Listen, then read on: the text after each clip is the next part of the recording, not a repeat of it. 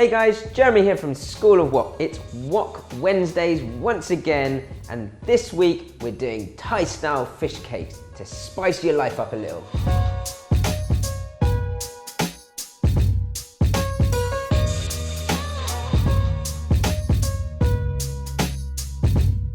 Straight onto the prep.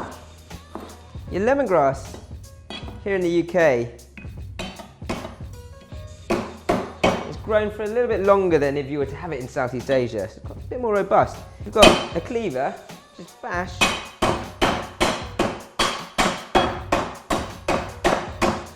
Your lemongrass really hard. And then finely chop.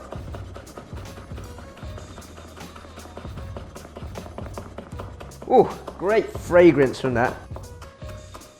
Last bit of the stalk you can discard. Your lime leaf, the stalk of the lime leaf can be a little bit tough. So you want to peel the leafy part off. These are frozen lime leaves. It's always nicer if you aren't, again, in Southeast Asia, to buy frozen rather than dry. We are going to blitz everything, but lime leaf can be a little tough, so it helps to finely slice too. That's got that sweet citrus flavour.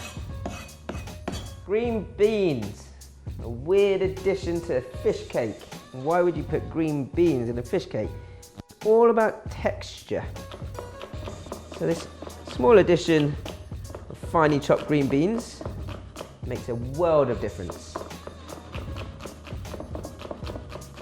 And the green beans don't really need any further blitzing, so just keep them separate. Everything else can go straight into your food processor. The zest of a normal lime. If you can get your hands onto a kaffir lime, that would be lovely too. This works. Lime zest, some bird-eye chili, finely chopped, a couple of cloves of finely chopped garlic, and then onto your seafood. The trick to this is making sure that you dry your fish and seafood nicely before you put it into the blender. So I've got some squid here. Just open that up. Clean that out as much as possible. Try not to get it on the floor.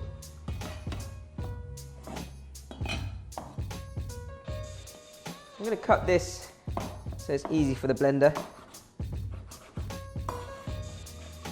And then straight onto some kitchen towel.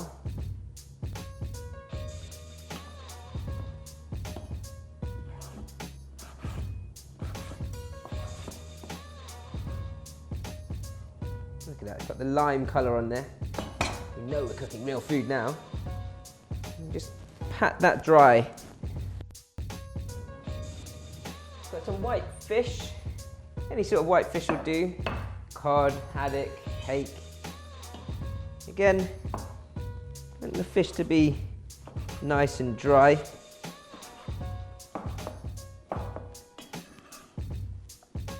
You want around a similar amount of fish to squid. Your prawns, just like the squid and fish, want to be nice and dry. There's too much moisture in the mix, and you won't get a nice sort of firm patty. So your dry seafood can now go straight into your blitzer. And this mix is amazing. Fish, prawn, squid. Very natural flavours and saltiness will come from each one of those ingredients. Okay, time to blitz.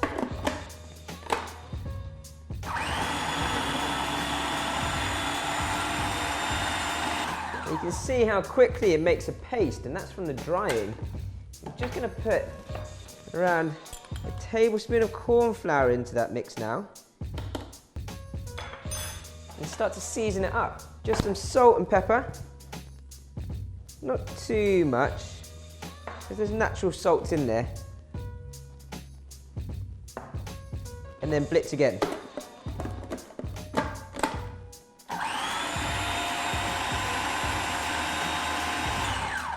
You'll find as it gets stickier, you're gonna pulse the mix, just so you can get that corn flour into there.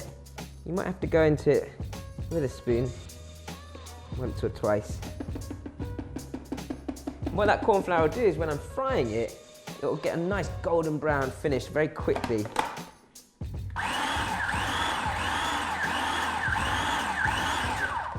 Something very satisfying about making a fish cake.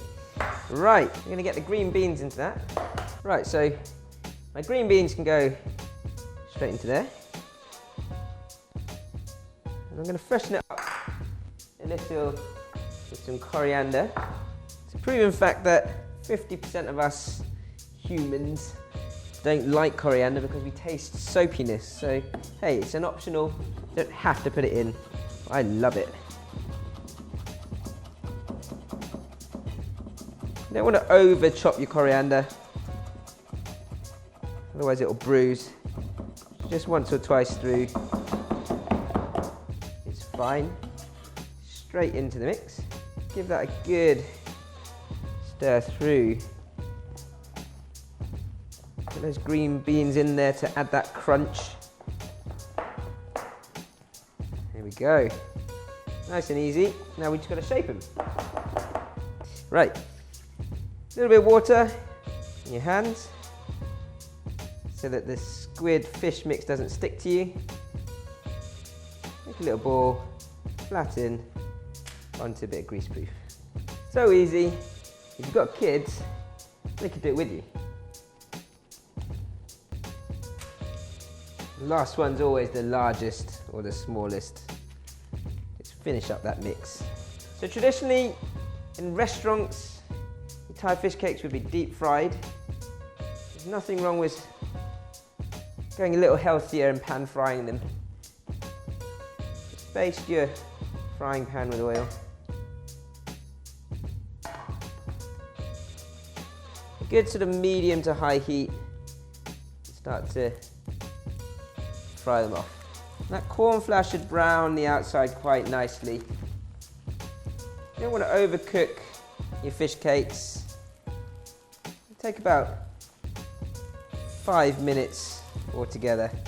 So Thai cooking, very different to Chinese in many ways. There are stir fries and wok cooking, but the slow cooking process, hey, it's nice to have that in the kitchen once in a while. Time for a cup of tea.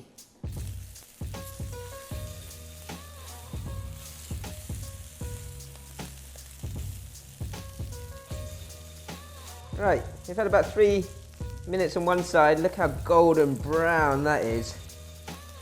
That's the colour we're looking for. One quick flip.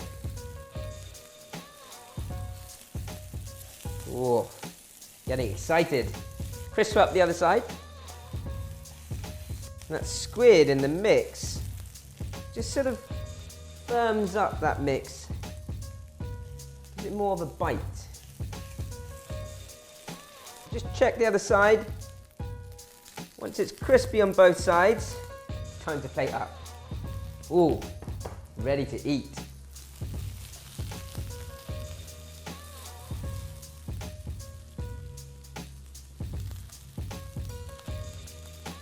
Now you could make your own dipping sauce with lime juice and fish sauce, or if you just want a quick snack, sweet chili sauce really works.